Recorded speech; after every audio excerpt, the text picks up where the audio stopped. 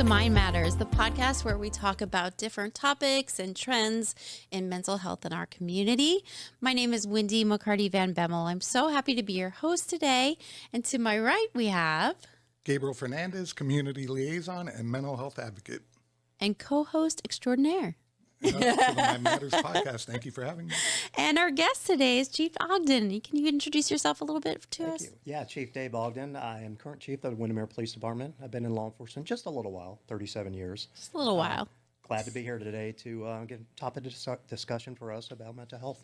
Oh, thank you so much for being here. Yes, our topic today is mental health and law enforcement within our community and how those two kind of intersect. And we're so happy to have you join us today. Thank you. Thank you. I'm glad to be here. Yeah. So I'd love to maybe start the conversation off with maybe, since you've been in it for such a long time, where we started versus where we are right now in regards to mental health and what you've seen change over the past few years in law enforcement. Wow, that's a good question. 37 years, 3.5 decades is a long time. And I could say, it's been about almost 3 decades that we started talking about mental health.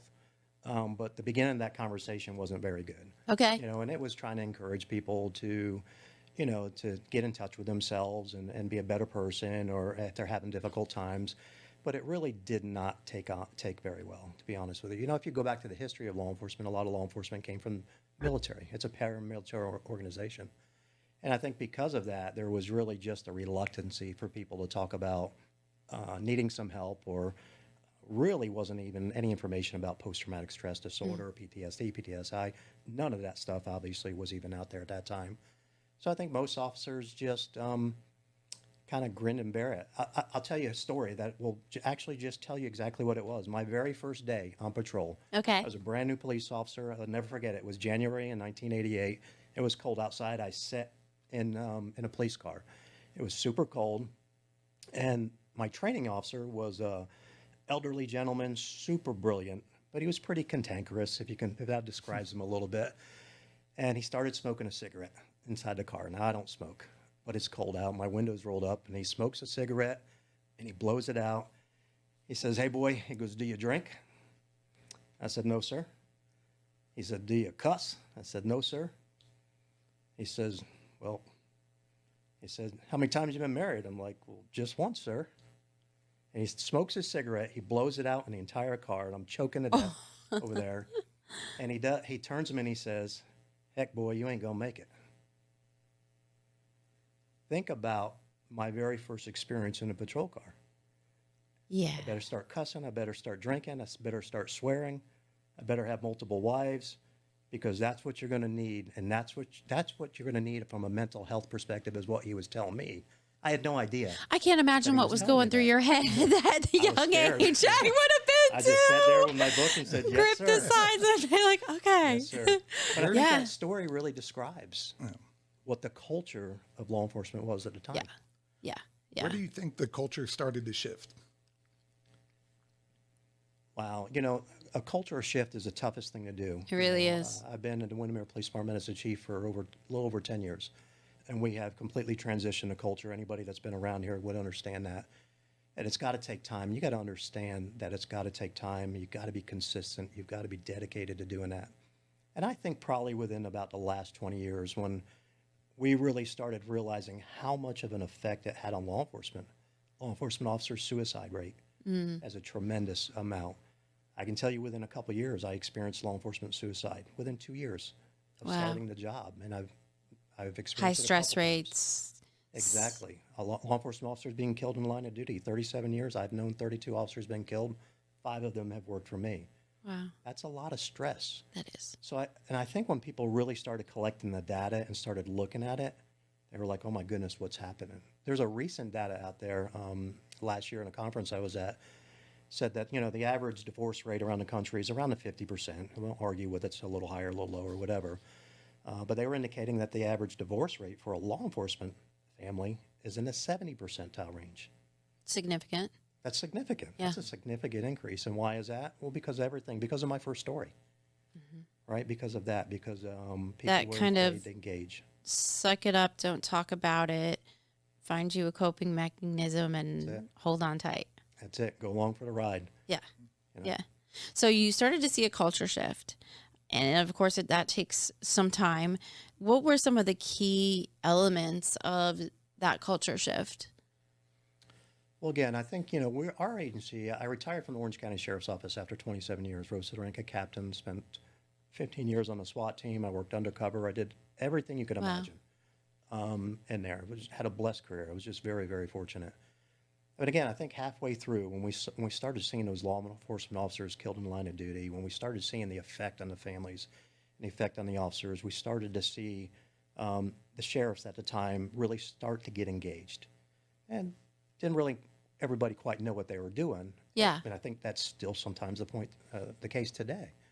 But they started to get engaged, and you started seeing people trying to talk about it. It's a good thing when you bring something up and you start to get the resistance. At least you got the conversation going. So don't be afraid of starting that conversation going, right? Because that's what it takes to start something new. Yeah. Yeah. Nobody likes it. Nobody wants to be the person that starts something new that nobody else wants to participate in. But you've got to be consistent, right? It's consistency that builds excellence Yeah. every single time, and no matter what you're trying to do. Yeah. I know from our end, Gabe and I work for mental health and substance use facilities. We have individuals coming in under a Baker Act. And for any of you watching that don't know what a Baker Act is, a Baker Act is when someone comes in involuntary to a hospital due to mental health issues. So we work a lot with law enforcement, bringing in individuals under a Baker Act. And I've seen quite a bit of change over the past few years too, just in policies, protocols, how we bridge the gap. And on your end, you're seeing individuals where you don't know if they're going through a mental health crisis when you arrive on the scene. What's that like? Yeah, it's kind of tough. It's tough for a doctor to Yes, diagnose somebody, right? it It's, is. you'll take weeks and weeks or months to diagnose somebody. But sometimes we expect law enforcement officers to show up on the scene and have a diagnosis. So this guy suffers from, one of the 1,000-something pages in the statistical manual now. That just isn't realistic. Not for But anyone. we try to have these officers recognize something's unusual. Right. Something, we don't need to know any more than that Okay. at the particular time so that we can start getting other resources there. Other resources being medical resources, other resources being possibly psychological resources, whether that's through the crisis management call, whether that's through some of our officers that are specially trained. And we're unique in our agency because our officers are 100% CIT trained. Can you explain to the viewer a little bit of what does that mean, CIT chain? Yeah, trained? it's a critical incident or crisis incident training so that we do a special 40-hour class with all of our officers. Most of the agencies are trying to get to about the 60% level, but because we're small, I left a gigantic agency and came to a small agency. But because we're small, we just don't have all the resources everybody else has as well. So we want to make sure that all of our officers within the first year of employment with the Windermere Police Department get trained in that. So typically through Aspire or one of the other organizations that offer the classes, they go through this 40-hour class and learn about all the different ways to interact, learn about talk-down therapy, learn about crisis management, and they really get a good input. And what I really like about the class as well is they kind of usually take a personal level. There's probably nobody in this room that hasn't been affected by mental health, by substance abuse, by alcohol abuse, by whatever the case may be. I have a brother who lives in New York. I've got 4 siblings. We're all involved in the criminal justice system. My brother and I down south are police officers. The other 2 have been in jail or been in mental health facilities or been in, actually for my brother, he's been in rehab his entire life. 50-something years old to this day, and he's in and out of jail, in and out of rehab because he's a drug user. I tried to talk to him last night. I talk to him every once in a while. So I don't think you probably can't have anybody sit in this chair and not have been affected in some way or another by one of these crisis events. So this is I would say as a trainer, as a teacher, when you can connect somebody personally with something that's going on in their life, what happens is you begin to build trust with them. That's one of the best teaching and components you can do. When you can build trust with somebody, that's when you earn the right to speak into their lives and make something happen. It's not by doing PowerPoint presentations or anything else, right? It's by taking the time. Whenever I keynote speak, I tell everybody the same thing. Greatest gift you can ever give anybody is your time and attention. Give it out freely. And the worst thing you can lose in life is trust. Yes. We've all probably been there, right? Whether it's a personal relationship, whether it's in a law enforcement community or your job. When we lose trust, I mean, that's something that affects our psyche like it just is demoralizing to you, right? Puts people into really bad positions. And so I really try to capitalize. That's the way we try to run our agency, by what's called a value-based police department, by understanding those two concepts and our motto, which is honor, integrity, and service. And how do we live by all those things? And we live by them by earning people's trust. Have you seen any difference since you've implemented that everyone be CIT trained in certain calls? I think so. Certainly, you know, we're a small agency. I used to run a community policing department in the sheriff's office. A great department, nothing negative. But traditionally, you'll see those go out and do barbecues and things of that nature, take a few pictures on Facebook. But we have a level of service that is beyond any. And when I say that is that we know almost all of our residents. We truly do, and the officers do. And we know that we have a handful of residents that do have mental health issues. I can think of one in particular. Certainly, I wouldn't share the name or anything else, but been Baker acted 3 times. He's called us all 3 times. He trusts you. He trusts us. You know, again, building trust in the community is huge. We did have an incident early on in my career. We had an Officer Robbie German. He was killed in the line of duty, unfortunately. But about 6 months before he was killed in the line of duty, he responded to a call with a young man named Christopher. And Christopher was just out of control. Christopher was autistic, and we know we do a lot of autism training. But that particular day, nobody could control him. We're not quite sure what happened, and it was pretty bad. And when he came out, Officer Robbie German and one of Officer Keelas was there, and they drew their weapons. They weren't sure what was going on. He came running out at them, just fully enraged. And they recognized that something wasn't quite right, right? That this wasn't, it was violent, but it wasn't violence. He put his weapon back in. He went hands-on because he recognized that. And subsequent to that, he actually got injured, dislocated his arm. But everything turned out as best as it could that day. It could have been a horrible situation. What's even better than that, the family loves us. Christopher loves us. They have since moved, but we're really close with them. He used to come to the police department all the time. We invited him into autism training, Christopher and a couple of other residents whose family members. I actually have an autistic granddaughter, so I was a little bit familiar about it already. So we invite the community in, and that's one of the things hopefully we'll get to talk about, is I'm very active in training, but very active in inviting the community in. We did active shooter training, and actually Gabe was there a couple of weeks ago. Let's talk about that, because I think that's really important, is having the community look at you from a lens that isn't, oh, these are the bad guys, or, you know, I'm afraid of the police, but from a different scope and a different perspective. Right. What do I say? Building trust. Yeah. Building relationships ahead of time is important. So if you got folks in your community, I know my granddaughter, you know, they live up in Apopka, but she's done little community events with my granddaughter and bring her in because she's very high functioning and she's a girl. So most people wouldn't recognize right off the bat, you know, until you've seen her a little bit and you're like, okay, something's a little different. But think about this, you know, like our officers, they get a chance if the community has somebody with autism or a mental health disorder, and you get to engage and know them, you know them inside and out, right? It's not your first time. Think about how much of just the preemptive de-escalation that would be, right? We always talk about de-escalation, but we talk about it after the fact. I show up on the scene, something's bad, and now I have to de-escalate. I have to talk down, I have to do whatever. But I show up on the scene, and Christopher says, "Hi, Chief," and he automatically gets de-escalation. Just Not because for me of the doing rapport. anything. Yeah. Just because of that rapport. Yeah. And we've built that relationship, you know, in our community.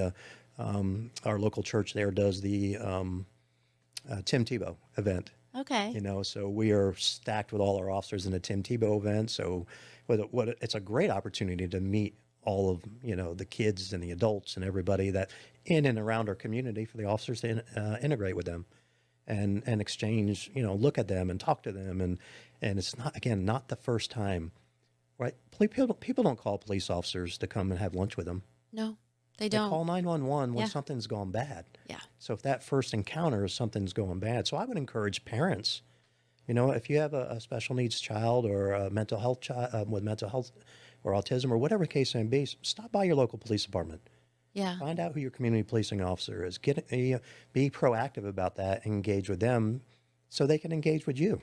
So it's small. It's really a great way I to think so engage in community too. policing. I had an officer tell me once, and this always sticks out in my mind. He's like, you know, we don't really like it when families, you know, you see a police officer sitting at Firehouse Subs or somewhere and tell your little kid, watch out. If you don't be good, he's going to come get you. He's like, honestly, it's the worst thing you can say because we don't want to be seen that way. We want them to know that we're, one, here to keep you safe and to help with anything that's needed to keep the community strong.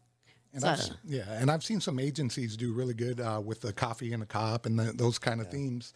Just going out in the community and kind of building that rapport with the community. So I think that goes a long way to kind of shake that stigma of law enforcement being a negative thing. Yeah, those initiatives I think are really important. Are there any current initiatives or things that you guys are doing right now that are helpful or that you are doing to enhance the community? Yeah, I mean, we'd be here for 2 or 3 days. I love it. I'm here really for are it. engaged in the community, and I tell my wife knows from September to December. I'm like, hey, listen, we've got like 3 or 4 events every weekend. We have a holiday hoopla Friday night, but we're really engaged in every. But I also I'm very engaged with the West Orange County community. You know, I'm fortunate to sit on lots of boards that I think are really engaged in the community. The West Orange Dream Center, I don't know if you know what that is. The Winter Garden. What's that? It is a dream center that's set up in the East Winter Garden community to address the needs of that community. So we can take a look at the community and what they need. And we do jobs partnership over there. We have after school. We have 8 waves kids that are over there. So it takes the kids in. I've done some jiu-jitsu programs over there. I get a chance to sit Very on cool. that board. They do men's ministry. They do kings and queens for the senior staff that come in. Okay. So lots of great events, but staying engaged with the community is extremely important. Yeah. And so whether it's that or the Hope Center or the different boards that I sit in, I try to bring those values back to the town of Windermere. And one of the big things that we do each year is I've been involved with Sleep and Heavenly Peace bunk bed build for the last several years. I don't know if you're familiar with that No. organization, but I love it when you have a simple mission. The mission is this: build a bed for a kid who doesn't have a bed, right? I love that. That's great. Think about the domino effect. When the kid doesn't get the good night's sleep, doesn't have a play, all that kind of stuff. And what I love about this is, so it's been around for several years. It's been around this location for about 5 years. My wife and I have been involved for a while. And you can take an organization, fundraise, team build some money, get a bunch of volunteers together. They build the bunk beds. We're extremely efficient and organized. We've got all the equipment, all the gear. Every guy asks, hey, do I need to bring my tools? No, we have them all. And we have this assembly line where you can drill and cut and press, and you don't have to know anything. That sounds fun. Never drilled anything in your life, and you come out and you do it, and you stamp the beds at the end with the iron, and we put them back in the warehouse, and we engage the community to raise the money to do that. So officers are standing side by side with the community to build these bunk beds, and then we get to tell them something that's even better. Hey, you think this is cool? Wait till you get to see when you go deliver these beds to the community. Think about delivering a bed to a kid who doesn't have a bed. That's awesome. How many beds did you build? This last month we built 52 beds. Wow. for That's kids. And impressive. They're bunk beds, and they're just amazing. But the stories that I have from there just even get better. And I use this as a program. I take my uniform off on the weekends and at night, and I have a kind of a first responder ministry that I do. And the last thing I do is try to get them to go out and be servant leaders. You know, and we do a lot of Facebook stuff, and we build the beds for Facebook stuff. Okay, I understand my job politically. I have to engage and make sure everybody knows that we're doing community policing. But the real magic happens when, you know, some of my officers or some officers that I get to know that are struggling, I take them on a delivery on the weekend. And these are places that I've grown up around here in policing, and they're not good areas. We don't go as a police officer. I go dressed down, T-shirts. I always tell them, you're not a cop today. Don't act like a cop. Don't wear blue line stuff. Don't wear any of this. Just be you. And we go out and we deliver beds. And we get to just, we put the bed together. It comes with everything, the mattress, the pillow, whether it's Spider-Man or a little girl's cupcake or whatever. And we surprise the kids at the end, and they're like, some of them like, this is my bed, I get to keep it. I'm like, yeah, they've never had a bed. That's sweet. in their life. For my wife and I, it's a special because we lost a son in 2012, and I could never imagine that my son wasn't going to have a bed. So we get like a little special give back for us. And nobody really needs to know that. It's not for the public to know or anything else. But I have taken officers who were struggling, one with a divorce, particular divorce that was going on for 6 or 7 months, and I took him out and delivered a bed. And he said, this is the best day I've had in 6 months. Wow. Can you imagine that? So I think understanding, here's a neat thing. I'm very engaged with officer wellness and our officers' wellness and mental health.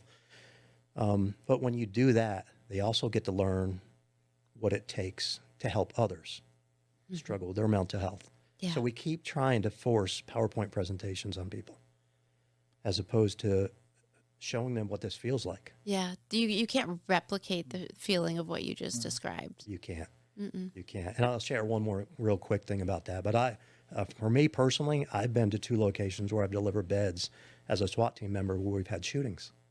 So you can think about that. Yeah. Yeah, that's... if I'm to be honest with you, I left one particular one. Remember when leaving at that, people tried to kill us. Right? And it's unfortunate what happened. And I left saying, I'm never going to come back to this crap place again. I'm writing this out of my memory. And I would say things to myself like, these people don't deserve it. And I get to come back. And at this time, my wife made a comment one time. We delivered a bed, and a young man and his dad, just came up and he hugged us and he thanked us. And then they were crying. And she's like, you changed the narrative. Can you imagine if you walked in 1 hour later in uniform? And I get to tell officers this, listen, we're not talking about politics today, but they don't hate you. They hate what they've been told about you. Change that narrative.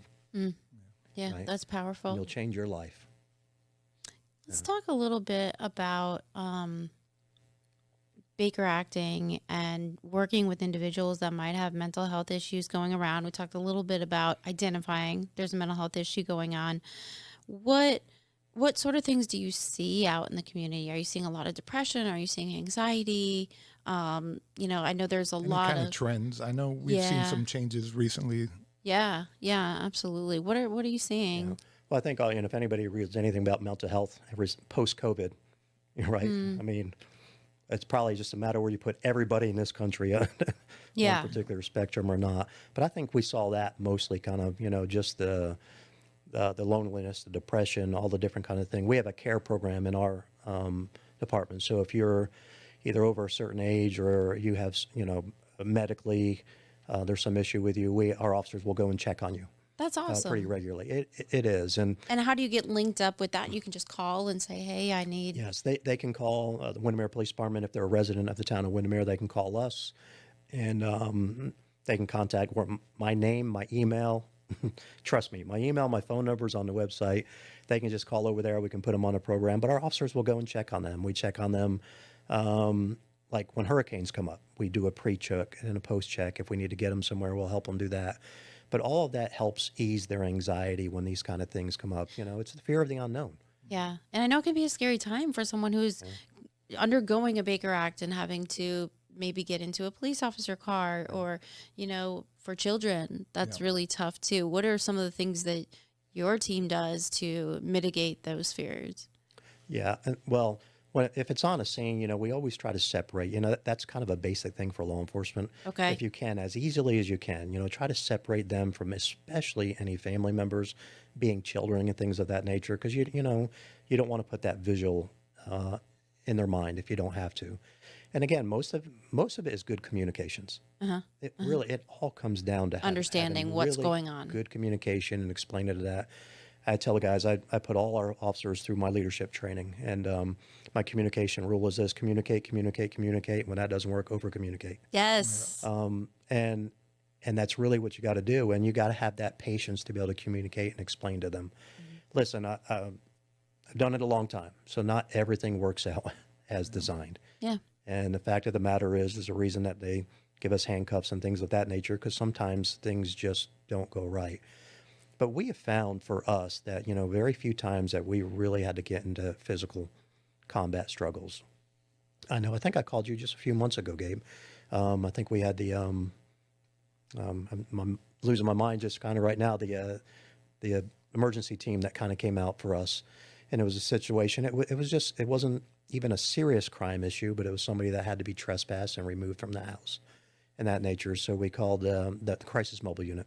Tell us a little bit about Crisis Mobile Unit. People don't know what that is. Yeah. So essentially, it's a mobile unit that you can call 24 hours, 24/7. Well, they will come out with a licensed mental health physician that will come out, or counselor. And they come out with you guys, law enforcement. Yeah, well, there's a couple different ways. Now, Okay. our agency isn't big enough. Like the Orange County Sheriff's Office has actually a particular unit. Okay. Now, again, they're kind of Monday through Friday, 9 to 5, sometimes on the weekends, and we work 24/7. I have a great relationship with them because the guy that started that program used to work for me at the Sheriff's Office, and I know he's since moved on. So maintaining those connections is extremely important, whether it's the Sheriff's Office or the Mobile Crisis Unit, where, again, you can make that phone call so you have a trained counselor that can come out That's great. and maybe talk to somebody. Yeah. And our officers, I would say, they did an amazing job. You know, they showed up. I was on vacation that day, as a matter of fact.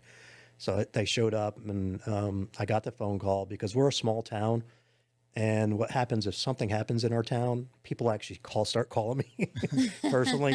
Trust me, all the time. Hey, the helicopter's up. Back Hey, line, right? all the cops are all going next door. What's going on, Chief? So, so the guys called and they said, hey, here's what's going on. You know, she's just kind of really being belligerent. She's not coherent. You know, she made some comments that, hey, God told me to stay here and I'm not leaving. And so actually, that really was a statement they said. And they said, Chief, we don't want to go in and drag her out. I said, let's call the crisis mobile unit. And they're like, oh, that's a great idea. So we called them out, and they showed up about 30 minutes later and got out there and was able to talk to her. You know, they still had to physically go hands-on. But like I told the officers, they're kind of like, well, you know, it wasn't the 100% best outcome that they wanted that time. But listen, we used everything that we had available to us. Yeah. You guys are CIT trained. Everybody's trained here. We called out the crisis mobile unit. We did everything in the public, and we can be transparent with the public and say, we did everything we could.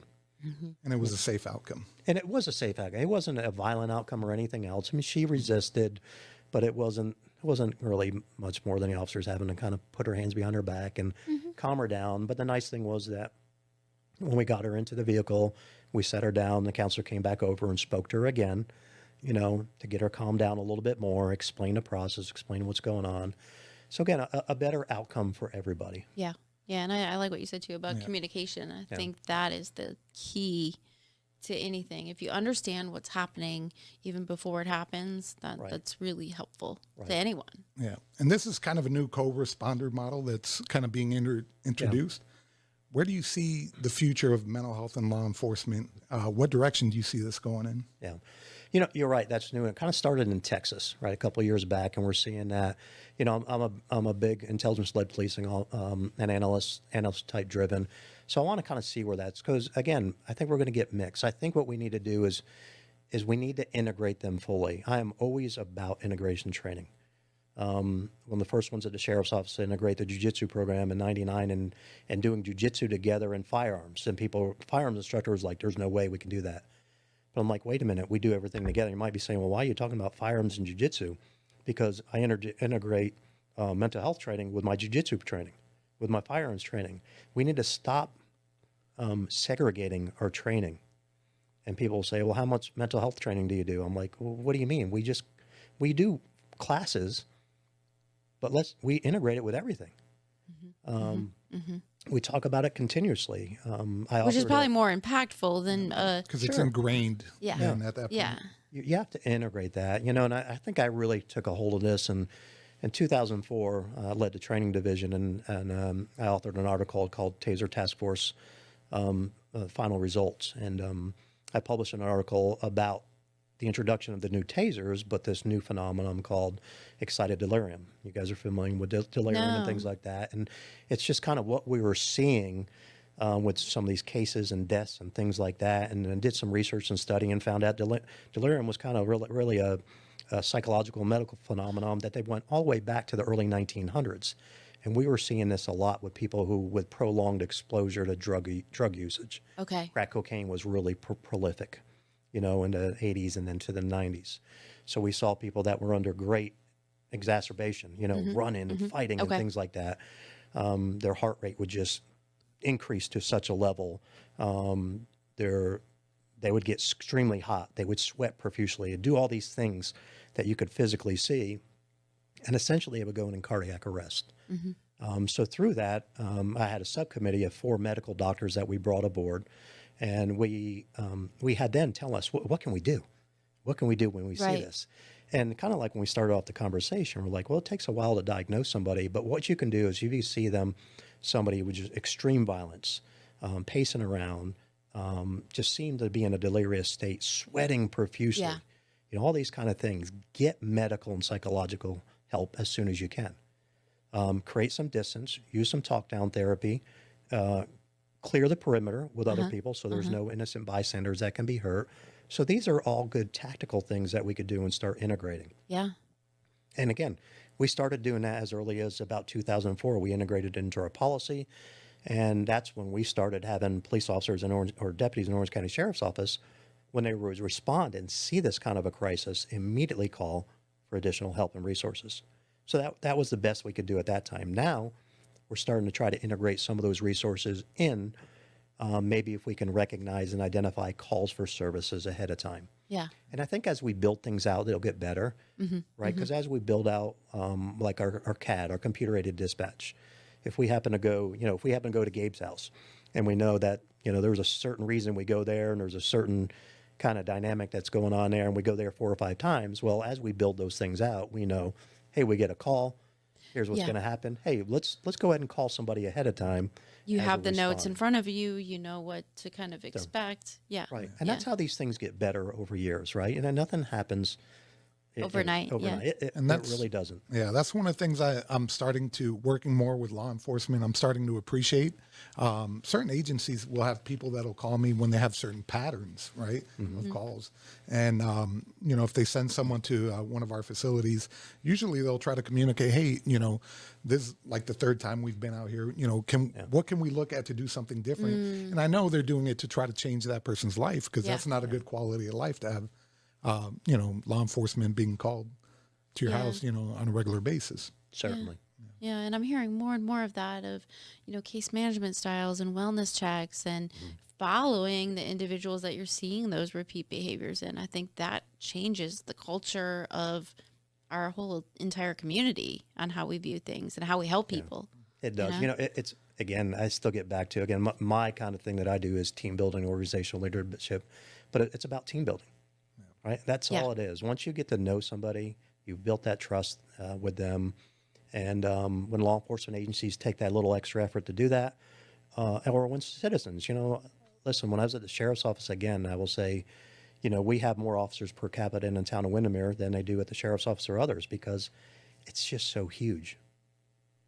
And the fact, the reality is, when I ran the sheriff's office sector as a captain, the area I'm at now, I ran Pine Hills, Winter Garden, Ocoee, Dr. Phillips, and Oakland. I had all that area of unincorporated Orange County. And I would often go to a resident's house in Dr. Phillips or Windermere, unincorporated, a nicer area. Maybe they have a car burglary or something like that. And they'd say, hey, Captain, I don't see police officers, or I don't see your deputies over here. And I'm like, well, we have a particular area where we had 200 burglaries, and you had 2 over the last 3 or 4 months. So all my resources are over there. And I'm not faulting them. All the resources are there where it needs to be, but they're just going from call to call to call. You can't community police that way. I just interviewed an officer the other day, and I'm about to I gave a conditional offer of hire. She's with a bigger agency, loves it, great agency. And she's like, I can't do community policing. I get in my car and I go pick up a call. I go pick up another call. I go pick up another call. Maybe I have time for lunch. Maybe I have time to run to the bathroom. It takes us a while to get all her gear off. Then I'm going from call to call to call. I was going to say, that's got to be taxing, because you really are, in a lot of cases, seeing people on their worst day or some of their worst days, and it's call after call after call. I know that can accumulate for an individual. So what advice would you give to first responders and officers that are, kind of going through that? Oh, that's important. It's important to be able to take the uniform off, and we give them lots of different, literally physical advice to do that. That's one of the things I do. When you come home, have a space for yourself where you can declutter yourself. You can physically take your uniform off, put it somewhere else. You can take off and like, I'm no longer chief. I'm Dave. I'm husband. I'm dad. I'm papa. Whatever the case may be. That is a huge psychological component for people to just switch that mindset, and then to have something with your loved one that that maybe indicate maybe you need a little bit more time that particular day. Hey, I need to go take a shower. I need to kind of physically, I need to wash this off. What happened today? I need to kind of do this, and communicate ahead of time. I need to kind of do these things to do that, and for our officers, I tell them all the time that just to have an overall balance. And, for me, there's all kinds of mental health paradigms out there for me, but I really talk about mental, physical, spiritual, and relational. And we've seen mental health in law enforcement now talked about for 30 years. We're losing the battle when it comes to officer suicide and things of that nature.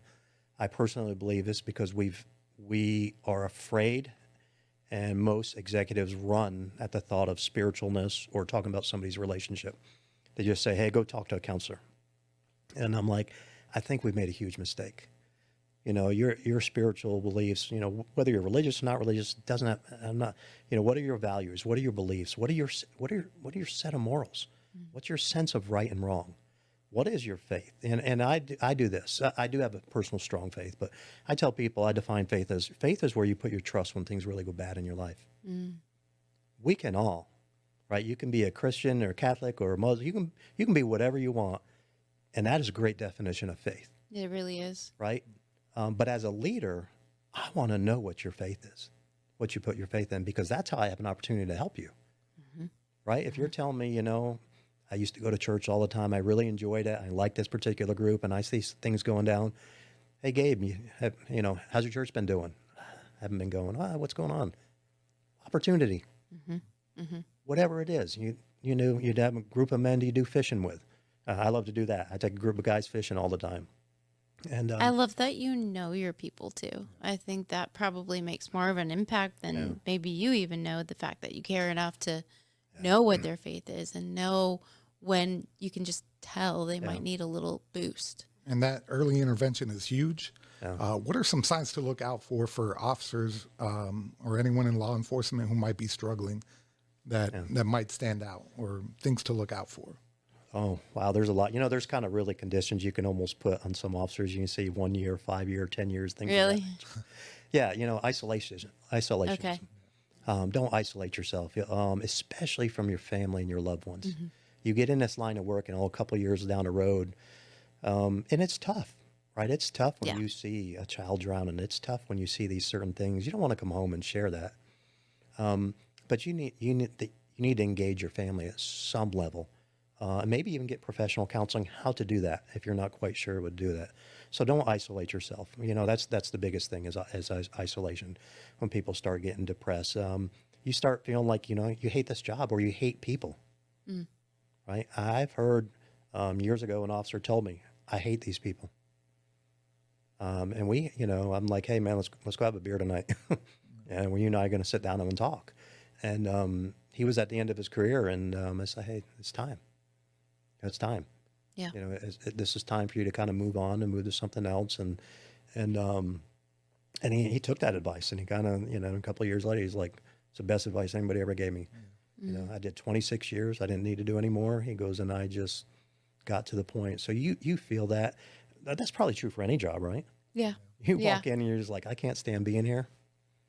Then it's time. So, I think isolation is that. I think when you're just feeling that your attitude is changing, you got to check yourself. You got to have somebody.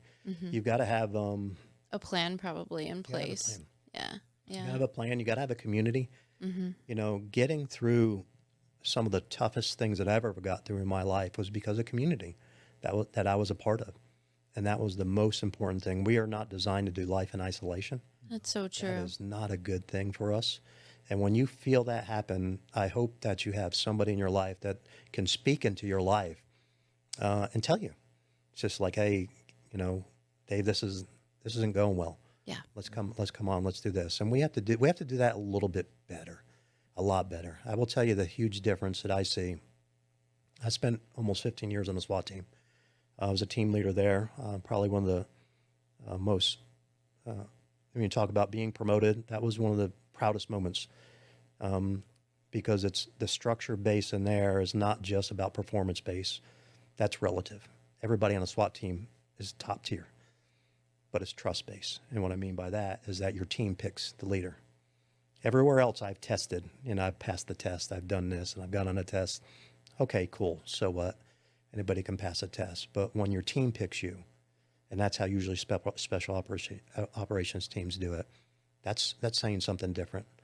But those particular nights that we would have 5 or 6 search warrants, maybe an active shooter or a hostage situation, whatever the case may be.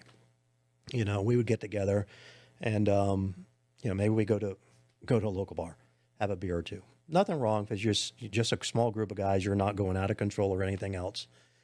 But maybe some of the guys would talk about their personal life, and I say this all the time. I had guys. There's no doubt in my that they would step in front of a bullet for me. No doubt about it. But if I was telling them about a personal issue I was having with a personal, with my marriage or family or something that was just deep and something like that, they didn't know how to handle it. And they would say something stupid like, there's plenty of other fish in the sea. I mean, worst advice you can give somebody, right? trying to reconcile or help your marriage. And I don't say that to hurt him, but we weren't educated. Yeah. Right. Being comfortable sharing vulnerabilities is harder than it seems. It took me a long time how to learn that. Yeah. And listening to each other too. Sure. Yeah. I'd rather you put a gun on my hand and give me a hostage situation, or, a bunch of gang members or a terrorist group that comes in there. And I can what to do. I know what to do. It's easy. All of a sudden you go through some real personal tragedy and you're lost. You're like, I can't, the worst thing for you to admit is that you can't handle something. Absolutely. Right. And if you can't handle something when allegedly you can handle a hostage situation, because the world thinks, oh my goodness, that's tough. That's pretty easy. Mm-hmm. That makes sense. Pretty easy, to be honest with you. And I think a big part of that is because, like you were saying earlier, training is very important. You train a lot. Yeah. But when it comes to those personal things, we really don't have a lot of training in life, right? Yeah. And sharing and all that. But you train, you drill, shooting, you drill, tactics and so on. But there's no protocol for being sad or experiencing loss and grief. Yeah. Even though it's the one thing that connects us all, right? It really is. The is. community, Every single one of us. Yeah. Yeah. We're all going to lose somebody. It's inevitable. It's so true. It's so true. And that's why we need each other, depending on, it doesn't matter if you're a police officer, if you're in mental health, everybody needs the support and help from others. Thank you so much for talking us through all the different aspects of law enforcement, what you as an officer go through in your team, about some of the issues around mental health and the initiatives. I learned a lot today. And thank you so much, even more so, for what you do for our community. It's a lot. Thank you for having me. I really appreciate it. Thank you for watching, and we hope to see you next time. Take care, everyone.